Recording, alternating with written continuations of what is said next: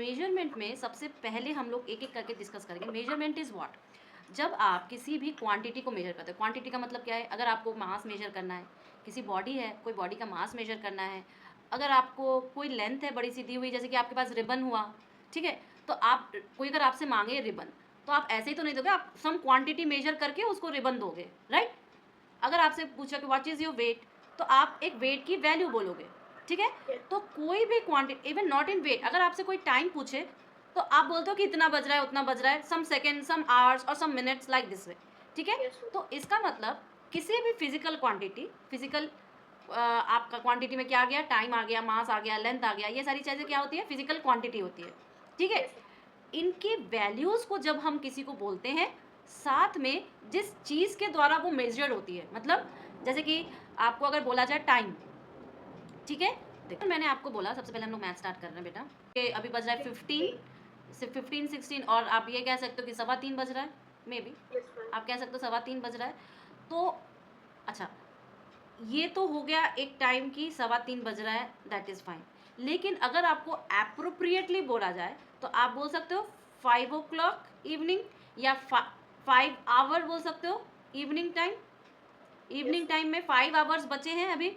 या आप ये कह सकते हो कि अगर कोई से कोई पूछे कि how many hours you are studying, तो आप बोलोगे 1 hour, for example I am saying, आप बोलोगे कितना? 1 आवर, मैं 1 आवर पढ़ता हूँ। तो जब मैं 1 आवर पढ़ता हूँ तो मैंने 1 को क्या बोला? 1 उसकी एक वैल्यू होती है, ठीक है? यानी कि हम ये कहेंगे कि 1 उसका क्या है? मैग्नीट्यूड है, ठीक है? लेकिन जब मैं इस आवर को ऐड करती हूँ ना साथ में, मैं यहाँ पे कुछ और भी कर सकती थी, मैं सेकेंड भी यूज़ कर सकती थी, मैं मिनट भी यूज़ कर सकती थी, डजेंट मैटर। तो मैं अगर आवर यूज़ करूँ, मैं अगर मिनट यूज़ करूँ, मैं अगर सेकेंड यूज़ करूँ, तो मैं इसके मतलब ये क्या कर रही हूँ? मैं उसकी यूनिट को बता रही हूँ, ठीक है? सपोज दूसरा एग्जाम्पल ले लें, मान लो कि मेरे से किसी ने पूछा कि what is your weight, so I will say my weight is 60 kg, right? मेरे से अगर कोई पूछे what is your weight, I will say 60 kg। तो 60 kg, 60 क्या हुआ इस वेट में? एक पर्टिकुलर वैल्यू आई है, वैल्यू हुई। यानी कि जब हम साइंस के लैंग्वेज में इसको बात करते हैं तो हम बोलते हैं इसकी एक पर्टिकुलर मैग्नीट्यूड है, आई am saying about the magnitude, ठीक है? लेकिन जब जैसे ही मैं केजी बोल दूंगी ना, तो केजी का मतलब क्या हो जाएगा? यूनिट हो जाएगा, ठीक है? तो केजी यूज़ कर सकते हैं, ग्राम यूज़ कर सकते हैं, वट एवर में भी, ठीक है? ओके? तो ये क्या हो गया? इसका यूनिट हो गया। तो हम लोग का जो ये चैप्टर है वो क्या है? यूनिट्स एंड मेजरमेंट है, ठीक है? Units and measurement. अब चलो आगे बढ़ते हैं स्लाइड शेयर करके। A physical quantity is a quantity that can be measured. मतलब अब फिजिकल क्वांटिटी कहते किसे कहें? फिजिकल क्वांटिटी उन्हीं क्वांटिटीज़ को कह सकते हैं जिसे कि हम मेजर कर सकते हैं, याद रहे। और जो चीज़ हम मेजर नहीं कर सकते हम उन्हें फिजिकल क्वांटिटी नहीं कह सकते। जैसे कि अगर आपसे कोई ये कहे मुझे बहुत तेज़ रोना आ रहा है, तो क्या मैं रोने का अमाउंट मेजर कर सकती हूँ? या मैं फील कर रही हूँ कि मुझे रोना आ रहा है, क्या मैं उस चीज़ को क्वांटिटी मेजर कर सकती हूँ? No, I can't. तो वो क्या हुई? फिजिकल क्वांटिटी नहीं हुई। तो आपसे कभी भी कोई अगर पूछे व्हाट इज़ फिजिकल क्वांटिटी, तुम कहोगे कि anything that can be measured, जो भी क्वांटिटी मेजर कर सकते हैं उसे हम फिजिकल क्वांटिटी कहेंगे। तो फिजिकल क्वांटिटी की दो प्रॉपर्टीज हो गई, यानी कि फिजिकल क्वांटिटी को बताने के लिए हमारे पास दो चीज़ें होनी चाहिए, एक उसका मैग्नीट्यूड और दूसरा उसका क्या? यूनिट, ठीक है? तो सी दिस फॉर्मूला, जो लास्ट वाला फॉर्मूला है कि physical quantity is equal to magnitude into unit. Physical quantity is equal to magnitude into unit. अब नेक्स्ट पॉइंट पे आओ। नेक्स्ट पॉइंट क्या कर रहा है? देयर आर, जो फिजिकल क्वांटिटीज होती हैं वो कितने टाइप्स की होती हैं ये डिपेंड करवाते हैं। बता रही हूँ, जस्ट अ मिनट होल्ड, ठीक है? सी फंडामेंटल एक बता सकते हैं, एक हम डिराइव बता सकते हैं। अब मैं इस चीज़ को आपको समझाती हूँ कैसे ना। सी जब मैं आपको ये कह रही हूँ कि how many types of physical quantity, means types of physical quantity. Physical quantity तो पता चल गया ना कि जिसको हम मेजर कर सकते हैं, यानी कि physical quantity is equal to magnitude, एक वैल्यू होगी, और मल्टीप्लाई बाई उसकी जो यूनिट होगी। लेकिन जब हम इसी फिजिकल क्वांटिटी के किसके बारे में बात करेंगे? टाइप्स के बारे में बात करेंगे। तो हम टाइप्स बोलेंगे कितने टाइप्स के? फंडामेंटल, फंडामेंटल और डिराइव्ड। अब देखो नाम सजेस्ट कर रहा है फंडामेंटल। फंडामेंटल यानी कि समथिंग बेसिक, उसको टुकड़ों में नहीं बांट सकते, उसको हम टुकड़ों में नहीं बांट सकते, ये फंडामेंटल सत्य है। तो इट्स कॉल्ड द बेसिक। ठीक है, अभी आप लिखना नहीं, मैं सारी चीज़ें शेयर कर दूंगी आपको, ठीक है, डोंट वरी अबाउट इट। अभी आप सिर्फ समझो, डिराइव यानी कि इन बेसिक को ही हम अपने ज़रूरत के हिसाब से, अपने रिक्वायरमेंट के हिसाब से, अपने एप्लीकेशन कहाँ पे इसका यूज़ करना है उसके हिसाब से जब मैनिपुलेट करते हैं तो हमें क्या मिलता है, डिराइव मिलता है। ठीक है, अब जब हम फंडामेंटल की बात कर रहे हैं तो फंडामेंटल हमारे पास मेनली आपके 7 टाइप्स होंगे। मास, ठीक है, लेंथ, टाइम, और क्या हो सकता है बताओ, टेम्परेचर, और क्या हो सकता है, वॉल्यूम नहीं, सोचिए थोड़ा सा, वॉल्यूम को क्यों मना किया मैंने,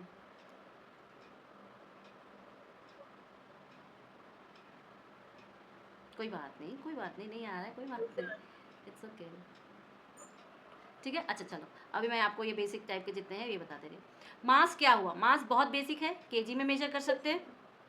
लेंथ क्या हुआ, बहुत बेसिक हुआ, ये किस में मेजर कर सकते हैं हम लोग, मीटर, किलोमीटर्स, मीटर्स, इसमें मेजर कर सकते हैं। टाइम बहुत बेसिक है, टाइम को हम सेकेंड में मेजर कर सकते हैं। टेम्परेचर वेरी बेसिक है, टेम्परेचर को हम किस में मेजर कर सकते हैं, सेल्सियस एंड केल्विन। हाँ, लेकिन जो ऐसा यूनिट होता है वो होता है डिग्री सेल्सियस। डिग्री सेल्सियस होता है नहीं, केल्विन होता है, केल्विन होता है। ठीक है, केल्विन, जिसको सिर्फ और सिर्फ हम किससे शो करते हैं, के से। ठीक है, कैपिटल के से। This are very basic. ठीक है, हम लोग और धीरे धीरे आगे जब बढ़ेंगे ना तो मैं आपको और बता दूंगी। ठीक, there are 7 types of the fundamental quantity. हाँ 7 टाइप्स हैं। देखो, अब मास अगर मैंने आपको बताया है तो मास को यानी कि हम बहुत सारे उसमें शो कर सकते हैं, लेकिन जो एक सिस्टम होता है जो कि आपके बोलोगे कि यूनिवर्सल होता है, यूनिवर्सल यानी कि हर जगह इसको फॉलो किया जाता है, ओवरऑल वर्ल्ड में जहाँ भी आप जाओगे उसको फॉलो किया जाएगा, वो होता है एसआई यूनिट। एसआई यूनिट एक होती है आपकी सीजीएस यूनिट। सीजीएस यूनिट की जो वैल्यूज़ होती है वो इससे थोड़ी सी कम होती है। ठीक है, बट एसआई यूनिट जो होती है ये हर जगह फॉलो की जाती है, पहली चीज़। अब डिराइव फिजिकल क्वांटिटीज़ यानी कि क्या होती है, जैसे कि आपने बोला ना डेंसिटी, डेंसिटी कैसे डिराइव होगी, density is equal to what, mass upon volume, mass upon volume. अब मान लो मैंने वॉल्यूम किसी भी क्यूब का लिया तो वो क्या हो जाएगा, उसके साइड का क्यूब हो जाएगा, और मास क्या आ जाएगा, केजी में आ जाएगा, मतलब मास एम में लिख दो, और ये एल क्यूब किस में आ जाएगा, मीटर क्यूब में आ जाएगा, यानी कि ये केजी पर मीटर क्यूब हो गया बेटा, केजी। तो ये तो बेसिक में आ गए ना, ये मीटर तो बेसिक का है, केजी भी बेसिक का है, तो फिर मेरी डेंसिटी क्या हो गई, डिराइव्ड हो गई, डेंसिटी क्या हो गई, डिराइव्ड हो गई। ठीक है, ओके, यस तो डिराइव्ड यूनिट्स, फिजिकल क्वांटिटीज, और आपके फंडामेंटल फिजिकल क्वांटिटीज। तो फिजिकल क्वांटिटीज कितने टाइप के हो गए आपके, 2, फंडामेंटल एंड डिराइव्ड। ठीक है, क्लियर है ना, ओके। अब एसआई यूनिट क्या है, एसआई यूनिट होता है जो कि हम लोग हर जगह इसको फॉलो करेंगे। अब नॉर्मल, वेरी नॉर्मल, जैसे देखो लेंथ को हम लोग मेजर करते हैं एसआई यूनिट में, मीटर में, राइट, मीटर में, लेकिन जैसे ही हम इसको सीजीएस यूनिट्स में जाएंगे, whenever we go in CGS units, तो ये हो जाता है सेंटीमीटर। ठीक है, सीजीएस में ये क्या हो जाता है, centimetre. So this is the basic difference. अब हमारी रिक्वायरमेंट जैसी है, हमारे वैल्यूज जैसे हैं, उस हिसाब से हम वहाँ पर अपना यूनिट यूज कर सकते हैं, but always try to answer your questions in SI unit only. Okay, okay fine, I will change the slide. एक मैं आपको और बताऊंगी, स्टैंडर्ड यूनिट्स जो एसआई यूनिट्स हैं हमारे, उसके कैरेक्टरिस्टिक क्या होता है। एक तो वो डेफिनेट वैल्यू होता है, इसमें कोई डाउट नहीं होती है, इसमें कोई शंका नहीं होती है। ठीक है, और ये कभी भी चेंज नहीं होंगे with respect to space and time. Space और टाइम के रिस्पेक्ट में एसआई यूनिट्स कभी भी चेंज नहीं होते हैं। We can reproduce them easily, it is very concise, बहुत कन्वीनियंट होते हैं साइज में, स्मॉल या बल्क क्वांटिटीज़ को। ठीक है, अगर साइज़ को मेजर करना है कोई स्मॉल साइज़ में या बल्क क्वांटिटीज़ में, तो एसआई यूनिट बहुत ईजिली इसको यूज़ कर सकते हैं। क्लियर है, फिजिकल क्वांटिटी क्लियर हुआ, types of physical quantity clear हुआ, और characteristics of SI unit clear हुआ। टेल मी यस और नो, यस, ओके फाइन। अब देखो सिस्टम ऑफ यूनिट्स, यानी कि आप फंडामेंटल यूनिट्स क्या क्या है, लेंथ के, मास के और टाइम के, जब हम लोग टुगेदर रहते हैं तो वो क्या कहलाता है, सिस्टम ऑफ यूनिट्स। हाँ, तो सिस्टम ऑफ यूनिट्स क्या होता है, length, mass and time. Length, mass and time. अब देखो मैंने आपको अभी बताया कि एक होता है MKS बोल दो या आप SI बोल दो, बात सेम है। MKS बोलो या SI यूनिट सिस्टम बोलो, आपकी बात सेम है। तो SI में लेंथ को मीटर में, मास को किलोग्राम में और टाइम को सेकंड में। CGS में मैंने अभी बोला सेंटीमीटर में, मास को ग्राम में लेते हैं, टाइम को सेकंड। टाइम हमेशा आपका मैक्सिमम सेकंड में ही होता है, ठीक है। इसके बाद जब आप FPS सिस्टम में जाओगे तो आपके पास फुट होगा, पाउंड होगा और सेकंड होगा, ठीक है। क्लियर है? Is this clear to you? तो अगर आपको कभी कोई MCQs में ये पूछ ले कि FPS सिस्टम में लेंथ को हम किस में लेते हैं, तो आप तुरंत बोल दोगे कि फुट में, मास को पाउंड में और टाइम को सेकंड में। कंफ्यूज किया जाएगा आपको टाइम में, क्योंकि टाइम जो है आप देख सकते हो सब में सेम है, चाहे वो F हुआ, चाहे वो CGS हुआ, चाहे वो MKS हुआ या SI हुआ, आपको टाइम हमेशा सेकंड में ही लेना है। ओके, आगे बढ़े। ओके, नाउ सी, जब भी हम किसी सिंबल को लिखते हैं साइंटिफिक फॉर्म में, तो उसके कुछ रूल्स होते हैं राइट लिखने के लिए, ठीक है। तो जैसे कि अब देखो, the unit name after the scientist must not start with the capital letter when the complete name is written. जैसे कि मान लो the work done by the body is 10 joule but not 10 joule, ठीक है। इसका मतलब क्या हुआ कि ना सी, मैंने आपको बोला कि हम लोग रूल्स देख रहे हैं किसको, किसी भी फिजिकल क्वांटिटी को लिखने के, फिजिकल क्वांटिटी को उसके यूनिट सिस्टम में लिखने के लिए, यूनिट सिस्टम में, ठीक है। तो यूनिट सिस्टम जो हमारे पास है वो क्या है, मास, और क्या है, लेंथ, और क्या है, टाइम। ना बाबू, यूनिट सिस्टम अभी बताया ना, यूनिट सिस्टम में हमारे पास ये 3 है। जब भी हम लिखते हैं तो यूनिट सिस्टम में ये 3 है। अब इसी यूनिट सिस्टम को FPS में लिखो या CGS में लिखो या MKS में लिखो। MKS को ही हम लोग SI बोलते हैं। तो मास को हम शो करेंगे M से, लेंथ को शो करेंगे हम L से और टाइम को हम शो करेंगे T से। ये तुम बहुत ध्यान रखना, अगर आप 11th में भी जाओगे ना तो आपको यही चीज़ बताया जाएगा, MLT। हाँ, थोड़े से स्टैंडर्ड्स उसके बड़े हो जाते हैं, मतलब थिंग इज बेसिक, आपका ये क्लियर होना चाहिए, ठीक है। मास को M से, लेंथ को L से, टाइम को T से। अब मैं बोलूँगी हमेशा, मैंने MKS सिस्टम यूज़ किया और SI, if I am using the SI system, let's I am saying energy. Energy को हम लोग मेजर करते हैं जूल में, हमेशा ध्यान रखना। तो मैं कभी भी ऐसे जूल नहीं लिखूंगी। मेरे को अगर बोला जाए कि हमारी हाउ मच एनर्जी खर्चा हुई, मैंने बोल दिया 10 जूल एनर्जी खर्चा हुई है, तो either I will write capital J 10 joule या मैं लिखूंगी 10 जूल, ठीक है। मैं ये दोनों लिख सकती हूँ, बट मैं ये नहीं लिख सकती, मतलब फर्स्ट लेटर मैं कैपिटल में नहीं यूज़ करूँगी। Okay, this is your rule first. Rule first क्या हुआ इसका मतलब, 10 जूल कुछ नहीं। अगर आप मीटर भी लिखोगे तो मीटर को भी आपको ऐसे ही लिखना पड़ेगा। Yes, ma'am. अगर आप मीटर्स भी लिखोगे तो आपको मीटर को ऐसे ही लिखना पड़ेगा, आप वापस से नहीं लिख सकते, ठीक है। क्लियर है ना? Yes, ma'am.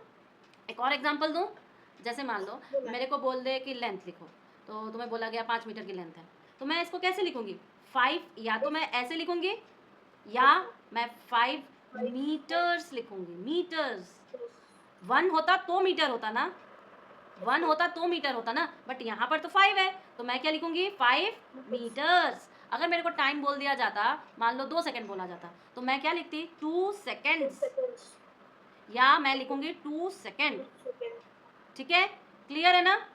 Yes, ma'am. तो फिजिकल क्वांटिटी के लिखने के हमारे पास 2 रूल हैं और वो दोनों रूल आपको क्लियर है। क्लियर है? कोई क्वेश्चन तो नहीं है? ओके। No, ma'am. अब देखो तीसरा रूल होता है, फिर मैं आपको स्लाइड दिखाऊंगी। तीसरा रूल क्या होता है, ये कहता है कि हम अगर SI यूनिट्स में लिख रहे हैं सिंबल्स, अच्छा इसको क्या बोलते हैं, टोटल यूनिट का नेम बोलते हैं, ठीक है। और अगर मैं सिर्फ J लिख रही हूँ, इसका मतलब मैं यूनिट का क्या लिख रही हूँ, सिंबल लिख रही हूँ, ठीक है। इसको मैं पूरा नेम लिख रही हूँ और इसको मैं सिंबल लिख रही हूँ। तो सिंबल्स को कभी प्लूरल नहीं लिखते हैं, Yes, ma'am. सिंबल्स को कभी भी प्लूरल नहीं लिखते, ये ध्यान रखना, ठीक है। सिंबल्स को कभी भी क्या नहीं लिखते, प्लूरल नहीं लिखते। So for this reason only हम लोग कभी भी जैसे कि मान लो 15 kg बोल दिया गया, तो अगर मैं लिखूं इसको नेम में, तो मैं लिखूंगी कैसे, किलोग्राम्स लिखूंगी, 15 किलोग्राम्स। अगर मेरे को नेम में लिखना है बेटा, if I have to write in symbols only, then I will write 15 kg, then I will write what, 15 kg, not 15 kilograms, kgs।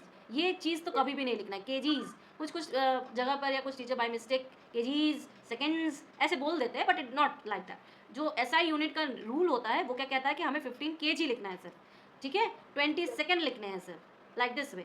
Extra ordinary है, उसमें ऐड और तोड़ मड़ोड़ नहीं करना है अपने को, ओके।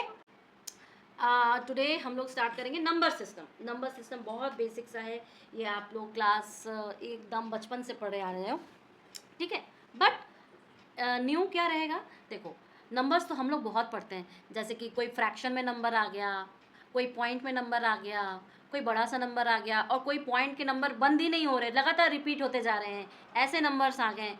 तो हर एक नंबर का हर एक नाम होता है, ठीक है, और हर एक टाइप के नंबर का अपना एक कैरेक्टरिस्टिक होता है बोलोगे, ठीक है, जो हम लोग आगे के स्लाइड्स में देखेंगे तब आपको और क्लियर होगा ये चीज़। जैसे कि मान लो नेचुरल नंबर्स, फर्स्ट हम लोग जितने भी नंबर काउंट करते हैं 1 से, 1 2 3 4 5 पूरा कर कर करके, तो उन्हें क्या कहते हैं, हम नेचुरल नंबर। Natural numbers. लेकिन जैसे ही हम जीरो और नेचुरल नंबर को टोटल कर देते हैं तो वो होल नंबर होता है।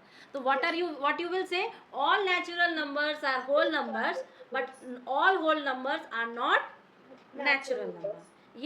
ये बहुत इंपॉर्टेंट सा क्वेश्चन है, बड़े हो जाते हैं बच्चे फिर भी नहीं क्लियर कर पाते हैं, और ये एमसीक्यूज में आते हैं, ठीक है। कभी कभी जो कॉम्पिटिटिव लेवल के एग्जाम्स होते हैं उनके एमसीक्यूज में ये पार्ट जरूर पूछता है कि all natural numbers are whole numbers but all whole numbers are not natural number, ठीक है, क्लियर है ना।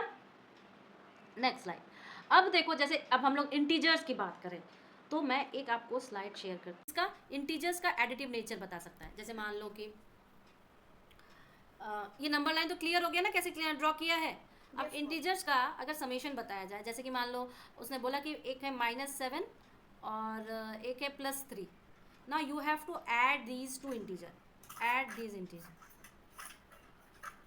इंटीजर कैसे करोगे, एक तो तुम्हारा -7 है और एक तुम्हारा +3 है, दैट मीन्स ज़्यादा नंबर्स किसके पास है, ज़्यादा minus जो पावर है वो माइनस के पास है। इवन तो मेरा आंसर तो माइनस में आएगा, लेकिन 7 में से फिर हम 3 हटाएंगे तो क्या आ जाएगा मेरा 4, 4. तो आंसर विल बी योर -4। अगर यही चीज़ साइन उसका लग जो यहाँ पे जो चीज होती है, जैसे कि जो ग्रेटर नंबर होता है उसके साइन को यूज करते हैं हाँ आंसर में। हाँ बिल्कुल बिल्कुल, ग्रेटर नंबर के साइन को इस्तेमाल किया जाता है। पावर ग्रेटर नंबर है, इसका मतलब पावर उसके पास ज़्यादा है ना, Yes, ma'am. जिसका पावर होगा उसका ही साइन होगा, Yes, ma'am. ठीक है, क्लियर है ना। अगर ऐसे ही दिया रहता कि -5 -2 तो फिर तुम कैसे एडिटिव करते, तो हम लोग बोलते भैया -5 प्लस ऑफ -2, सब माइनस में है तो आंसर तो मेरा माइनस में ही आएगा। अब 5 और 2 समेशन करेंगे तो क्या आ जाएगा 7, तो my answer will be -7, clear है। Yes, ma'am. Addition of integers clear है, इसको हम लोग क्या कहते हैं, additive property of your integers या इंटीजर्स का समेशन, ठीक है, okay, is this clear to you. Yes, ma'am.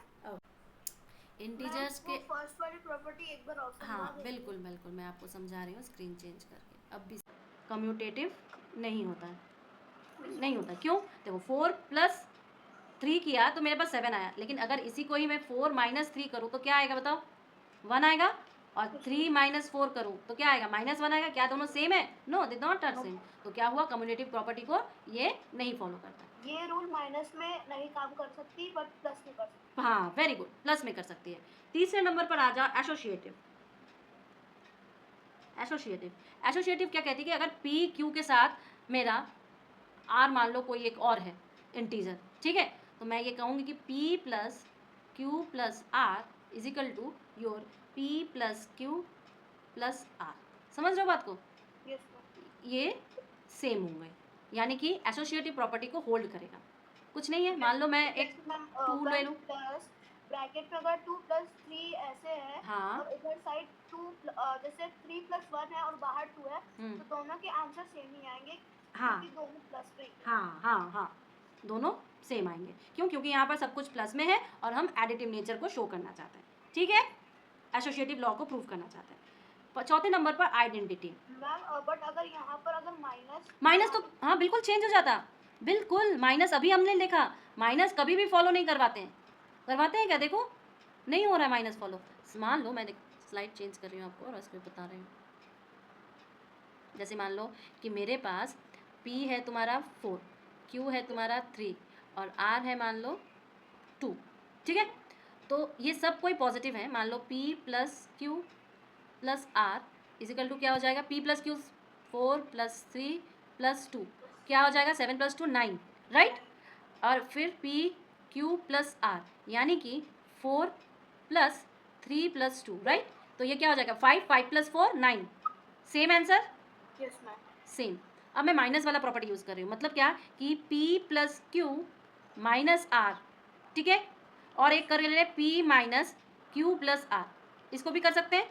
अब देखो P + Q यानी कि 4 + 3 - 2, और यहाँ पर 4 - 3 + 2, राइट। तो 7 - 2 = 5, और यहाँ पर 5 4 - 5 - 1, क्या ये दोनों सेम है? No, they are not same. So for this हम लोग क्या कह सकते हैं, क्या कह सकते हैं, ये लॉ काम नहीं कर रहा है। एक सिंगल माइनस भी पूरा वो चेंज कर देगा। बिल्कुल बिल्कुल, एक सिंगल माइनस आपका पूरा आंसर बदल सकता है, ठीक है। माइनस बहुत पावर होल्ड करता है, डिवीजन पावर। ये जो आप लोग टूल्स यूज़ करते हो ना, प्लस माइनस डिवाइड मल्टीप्लाई, ये जो टूल्स होते हैं बेटा, ये लाइफ भर काम करते हैं और इनके पास बहुत पावर होती है, इनके पास बहुत पावर होती है। आप जितना बड़ा क्लास जाओगे आप उतना ज़्यादा इंटरप्रेट करोगे इन टूल्स को, और फिर आप देखोगे कि कितना वास्ट चेंजेस आता है, ठीक है। ओके बेटा, अब नेक्स्ट देखते हैं हमारे पास क्या क्या है।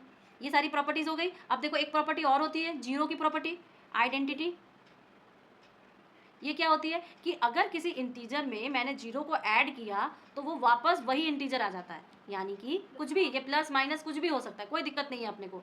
Zero no effect on integer, no effect on integer, ये थोड़ा ध्यान रखना। क्या जीरो का इंटीजर के ऊपर कोई इफेक्ट होता है? तो आप बोलोगे नो, जीरो का कोई इफेक्ट नहीं होता। चाहे जीरो को प्लस करो, जीरो को माइनस करो, जीरो को प्लस माइनस से कोई इफेक्ट इंटीजर पर नहीं होता है, लेकिन मल्टीप्लाई पर होता है। जीरो को मल्टीप्लाई करेंगे तो सब कुछ जीरो कर देगा, ठीक है। जीरो को मल्टीप्लाई करेंगे तो जीरो सब कुछ जीरो कर देगा। Okay, so I am finishing your maths here only. Okay, हो जाएगा ना?